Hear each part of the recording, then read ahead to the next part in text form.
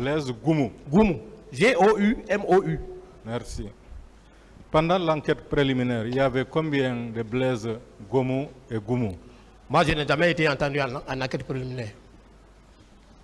Parce que votre premier avocat a fait savoir dans cette salle que pendant l'enquête préliminaire, il y avait un Blaise Goumou qui serait décédé. Je n'ai jamais été entendu en enquête préliminaire. Vous pouvez vérifier. D'accord. Votre patron, M. Thiebro, il a dit que le 28 septembre, il a organisé ses hommes en deux groupes. Un premier groupe sur la route des Princes et un premier groupe sur l'autoroute. Est-ce que vous confirmez cela? Non, il n'a jamais organisé les services de patrouille. Vous le contredisez? Non, il n'a jamais organisé les services de patrouille. Ça, c'est un échelon très bas. C'est un échelon très bas. Le planificateur de services de garde, de patrouille, de piquet, ça ne relève pas de la compétence d'un ministre. J'ai sous la main le procès verbal de M. Thiebro Camara en date du 8 février 2012. À la page numéro 2, paragraphe 4. Il dit en tant que secrétaire d'État à la présidence chargée de la lutte contre la drogue et le banditisme, comme d'habitude, j'avais organisé mes hommes. Un premier groupe a été dirigé sur l'autoroute et un second sur la route des Princes. Ça, c'est lui qui l'a dit. Je peux parler? Allez-y. Encore une fois de plus, Thiebro n'a organisé ce service à ma présence.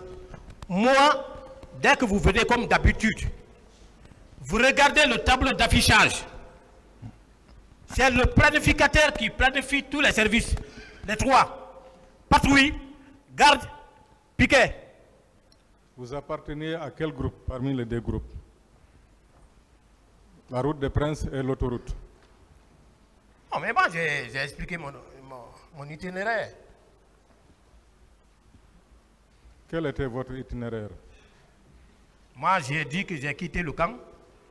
Je suis allé en Co5, Lambaye, Amdalaï, Bellevue, Landrea au stade.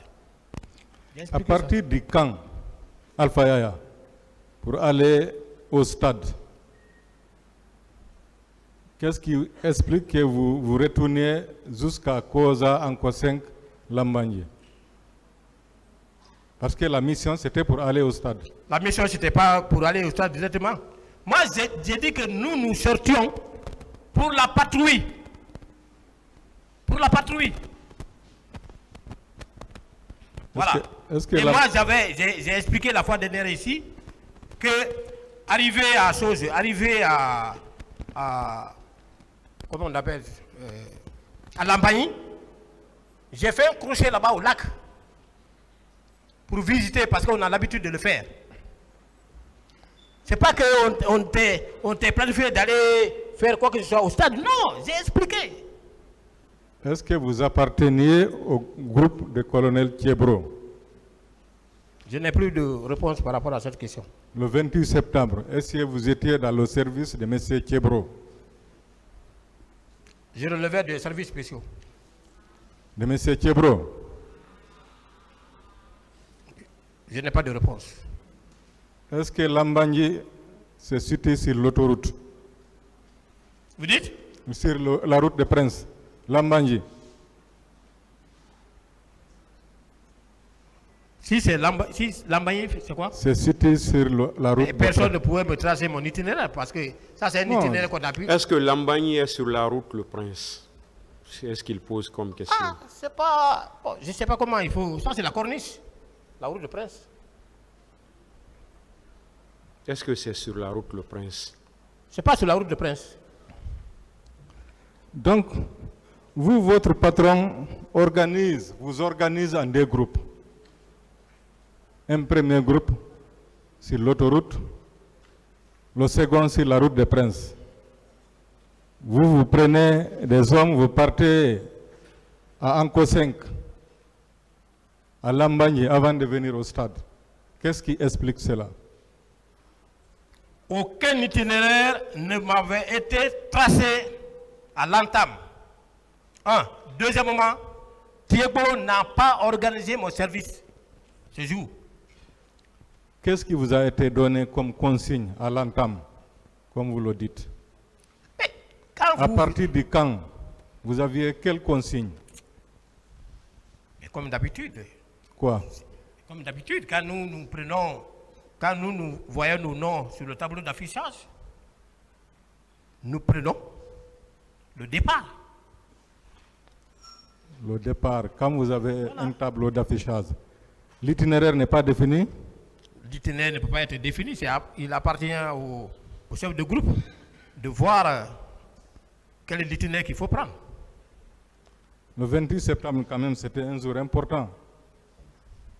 Vous dites? Le 28 septembre 2009, c'était quand même un jour important en matière de déploiement pour vous. Je ne sais pas. Vous ne savez pas? Non. Vous êtes arrivé au stade à quelle heure? Pendant la... Je ne me rappelle pas de l'heure exactement. Hein. À peu près? Je ne peux pas... Je veux être précis. Dans la matinée, dans la journée? Je dis que je ne peux pas me rappeler de ça.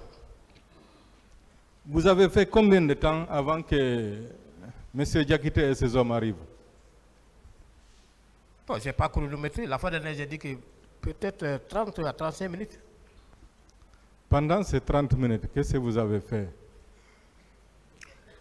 Pendant les 30 minutes, mais il n'y avait rien au stade. Malgré tout, vous êtes resté. Moi, j'ai expliqué que quand nous poussons, nous accompagnons les manifestants, on est à côté, on veille. Concrètement, ce que vous avez fait à votre arrivée au stade, avant que M. Diakité ne vienne avec ses hommes. Nous étions en train de veiller, de regarder. Regardez quoi? Mais la manifestation, les manifestants pour voir est-ce qu'il n'y aurait pas de manifestants qui vont faire quoi que ce soit. La manifestation avait commencé à votre arrivée? Les gens étaient dans le stade. Vous les avez vus? Vous dites? Vous les avez Mais vus? le portail était grandement ouvert, les gens étaient en train de rentrer. Le portail a été ouvert devant vous ou bien Non, vous avez... c'était ouvert. J'ai vu les gens en train de rentrer. Avant l'arrivée de M. Diakité, est-ce qu'il y avait des tirs? Négatif. Il n'y avait pas de tir. Sur votre route, est-ce que vous avez entendu des tirs? Je n'ai pas entendu de tir. Mais les tirs ont commencé à ma présence au stade. Et c'est resté là-bas. Moi, j'ai décroché. Je suis allé au camp. Mais je ne me suis pas rencontré avec qui que ce soit sur la route en train de tirer. Le groupe, vos agents, vos collègues qui étaient sur l'autoroute, est-ce que vous vous êtes retrouvés au stade? Ceux qui ont pris l'autoroute. Je n'ai plus de réponse par rapport à cette question. Pourtant, est-ce que c'est eux qui vous ont trouvés ou bien c'est vous qui les avez trouvés? J'ai trouvé mon chef qui était en train de sensibiliser. Le groupe qui a pris l'autoroute. Et vous, qui est venu le premier? Je ne sais pas. Mais vous vous êtes retrouvés dedans, là-bas quand même. Je ne sais pas. Lorsque M. Toumba est arrivé avec ses hommes, vous avez dit qu'il est descendu, qu'on l'a entouré, n'est-ce pas? Affirmatif. À peu près, ils étaient combien? Je ne peux déchiffrer. Vous avez reconnu qui? Toumba. Seul. Seul. Pourquoi, lorsque M. Diakité est arrivé, vous avez fui? J'ai largement expliqué, je ne peux plus revenir sur ça. Vous, officier, pourquoi vous avez fui à l'arrivée de M. Toumba? J'ai expliqué largement, je ne peux plus revenir sur ça. Vous êtes passé par quelle route pour revenir au camp? Lorsque vous avez fui le stade à l'arrivée de M. Toumba, j'ai expliqué ici. la route que vous avez empruntée pour retourner au camp, je ne peux plus revenir sur ça. vous êtes ressorti à quelle heure du camp Alpha Yaya? Ressortez où? Vous avez expliqué ici que vous vous êtes retourné pour faire la ronde, pour constater les pillages et les incendies. Non, je n'ai pas dit ça. J'ai dit quelque temps après.